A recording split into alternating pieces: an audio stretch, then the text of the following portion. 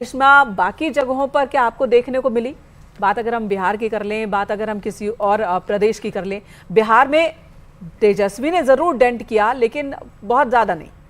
देखिए, बिहार में वही मेरा भी सवाल था जब आपके एक प्रवक्ता थे उनसे मैं कर रहा था आपसे माध्यम से कि बिहार में उसका असर बहुत ज्यादा नहीं पड़ा। हाँ, ये सही है कि पिछली बार 40 में से 39 सीटें एनडीए को मिला था और खास बात ये बताएं कि किशनगंज जो कांग्रेस को मिला था अब की बार वो जेडीयू को मिल रहा है।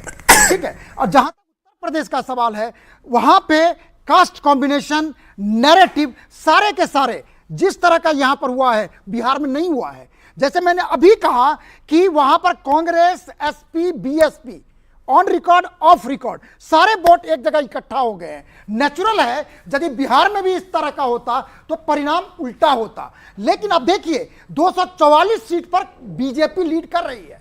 यदि आप सिर्फ 30 सीट जो यूपी में लूज कर रही है वो आप जोड़ दीजिए तो निश्चित रूप से बीजेपी का भी बल्ले बल्ले होता दिखाई देता। लेकिन ऐसा नहीं हो रहा है। लेकिन बात यहीं पर नहीं रुकी है, राजस्थान में भी बीजेपी को 10 सीटों का नुकसान हुआ है।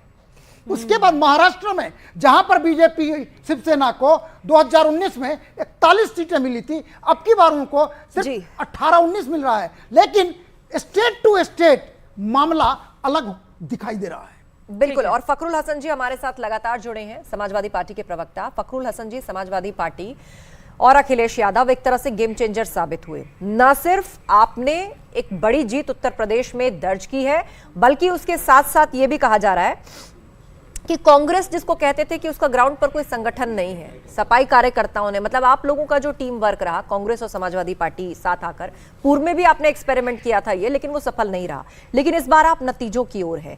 हम पूछते रहे आपसे कि क्या रणनीति है, बताइए एनडीए से कैसे टक्कर लेंगे, और आप कहते रहे कि अपनी रणनीति हम आपको क्यों बताएं। आज तो बता दीजिए क्या रणनीति।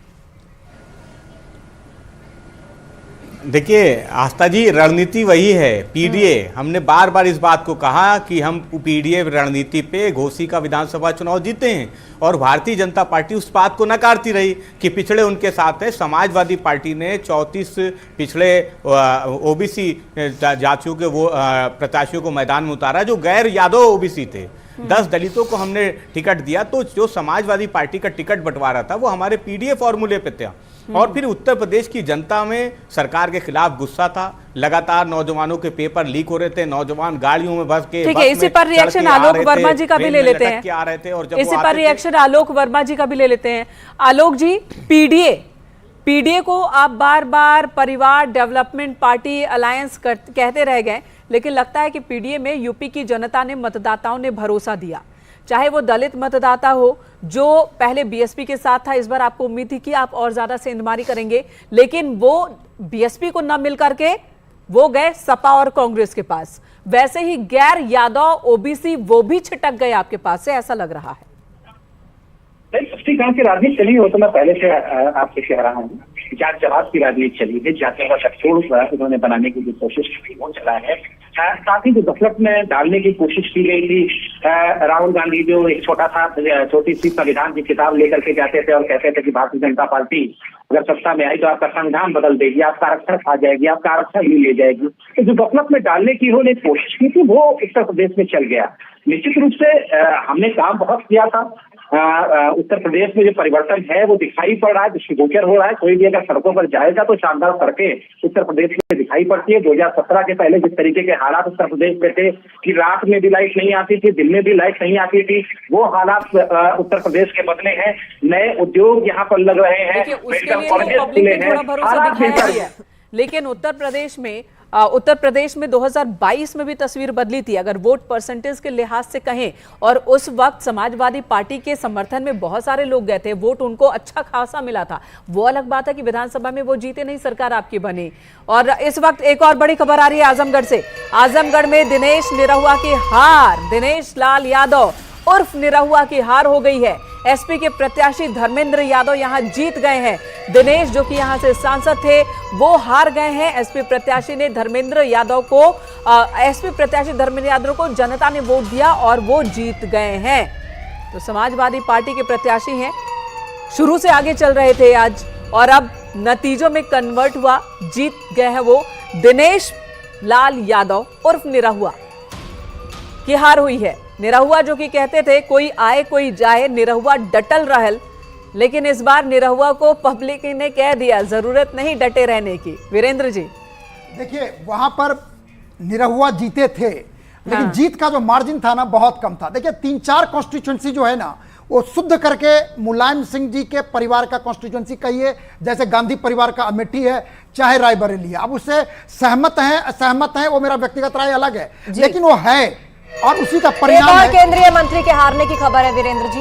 भानु प्रताप वर्मा जालौन से चुनाव हार हाँ, गए। वही यूपी की बात मैं कह रहा था। यूपी में जो हो रहा है, जो वोट शिफ्ट हुआ है, जो वोट का फर्क है, उसका परिणाम है कि ये उनके साथ होना ही था। और इसको रोक, देखिए रिजर्वेशन की बात आप कह रहे हैं ना, मैं आपको एक याद दिलाना चाहता हूं कि 2015 बिहार विधानसभा का चुनाव था और उस चुनाव में संघ के आरएसएस के द्वारा कुछ आरक्षण पर कुछ स्टेटमेंट दिया गया और उसका महेंद्र नाथ पांडे, एक और बड़ी खबर आ रही है। केंद्रीय मंत्री महेंद्र नाथ पांडे, उनकी भी हार हुई है। एक और केंद्रीय मंत्री की हार की खबर, और ये भी यूपी से ही। चंदौली से महेंद्र नाथ पांडे हार गए। केंद्रीय मंत्री भानु प्रताप वर्मा भी हार चुके। जालौन से भानु प्रताप वर्मा को हार मिली, तो वहीं चंदौली से महेंद्र नाथ पांडे की हार। एक के बाद एक कई केंद्रीय मंत्री, और वो भी उत्तर प्रदेश। देखिए बाकी जगहों की बात करें, बाकी राज्यों की बात करें, तो कई मौजूदा सांसदों के टिकट काटे बीजेपी ने।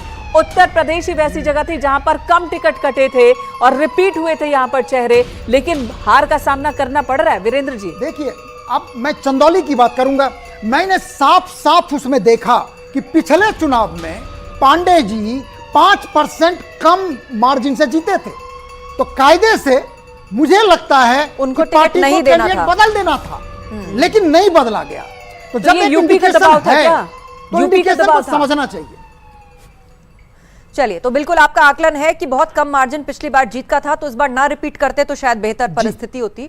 और यहां सिर्फ एक सीट की बात नहीं है, यहां पे ऐसी बहुत सी सीटें हैं जहां पर उम्मीदवारी को लेकर प्रश्न उठे और ये कहा गया कि कुछ उम्मीदवारों का फीडबैक भी नेगेटिव था। लोगों की नाराजगी है, फीडबैक भी नेगेटिव रहा, उसके बावजूद भी उनको रिपीट किया गया।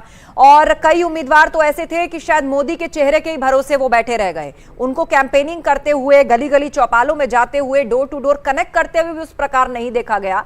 वो डबल इंजन की सरकार और प्रधानमंत्री मोदी के चेहरे पर एक तरह से पूरी तरह रिलाय कर गए और जनता से कनेक्ट उनका टूट गया। यह भी एक बड़ी वजह रही क्या प्रदीप जी?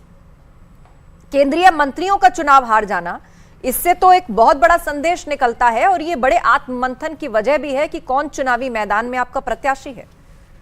प्रदीप जी,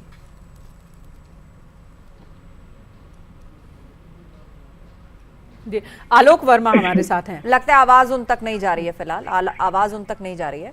और झांसी में बीजेपी की जीत तय है। बीजेपी के अनुराग शर्मा यहां से जीत गए हैं। झांसी से बड़ी खबर, यहां पर रोड शो भी हुआ था, लंबा रोड शो हुआ था, बड़ी मजबूती के साथ प्रचार बीजेपी ने किया था, मौजूदा सांसद को ही टिकट दिया था और अनुराग शर्मा ने एक बार फिर यहां पर जीत हासिल की है। झांसी से अच्छी खबर है बीजेपी के लिए। और आलोक वर्मा जी हमारे साथ मौजूद हैं। आलोक वर्मा जी से सवाल कि क्या कैंडिडेट्स को लेकर गलती हो गई उत्तर प्रदेश में? जो नाराजगी लोकल स्तर पर थी उसे नजरअंदाज किया गया था? ये फिलहाल तो अगर फौरी तौर पे देखा जाए तो ऐसा कुछ कहा जा सकता है कि शायद प्रत्याशी बदलते तो कहीं हमको ज्यादा फायदा मिलता, लेकिन मुझे लगता है कि ये समीक्षा का विषय है। क्या प्रत्याशी बदलने से कुछ फायदा मिलता है या कुछ और चीजें चल गई? तो ये जो हम बैठेंगे, मंथन चलेगा, मंथन का दौर शुरू हो गया है, हमारे जो लीडर्स हैं वो बैठ रहे हैं, बातचीत कर रहे हैं, निश्चित रूप से कुछ चीजें निकल के आएंगी। क्योंकि हमने जो कोई भी सियासी दल कर सकता है जिसको सत्ता सौंपी गई हो, तो परिवर्तन ला सकता है, विकास की तरफ आगे बढ़ सकता है, तरक्की की तरफ आगे बढ़ सकता है। वो भारतीय जनता पार्टी की सरकार ने किया है, योगी जी की सरकार ने किया है, मोदी जी की सरकार ने किया है।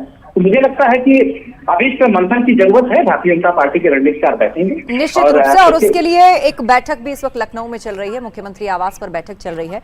फखरुल हसन जी हमारे साथ है। फखरुल जी, इस वक्त जो यूपी का टैली कह रहा है 40 सीटों पर गठबंधन के प्रत्याशी आगे हैं और 39 सीटों पर एनडीए के